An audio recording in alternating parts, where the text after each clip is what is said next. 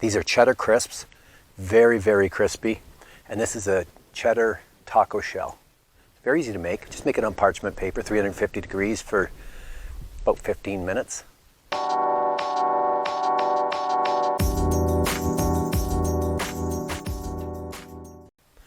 Cheddar crisps and taco shells. I've been making these for a long time, and it makes the best taco shell and chips for dipping.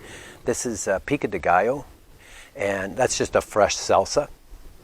And what we're going to do is make the taco shells first. So I've got some shredded cheese. I've got an extra old cheddar here.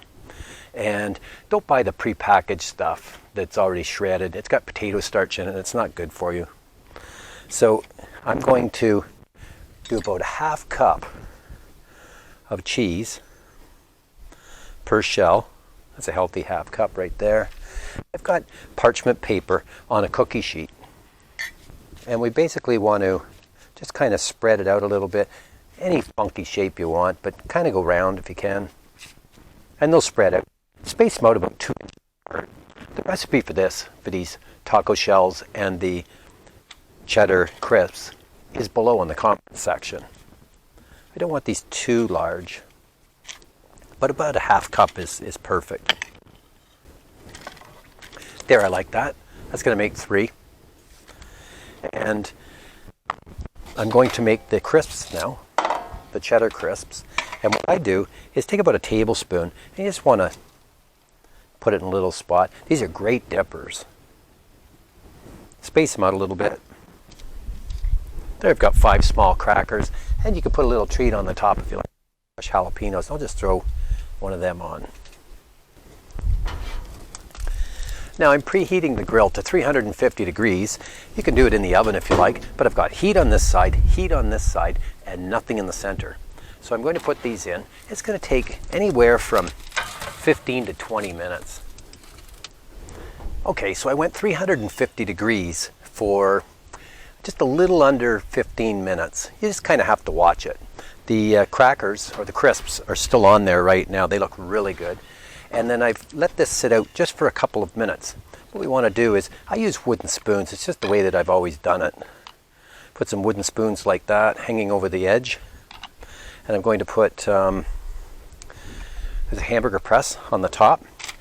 And these are starting to cool off. You don't want to go too far.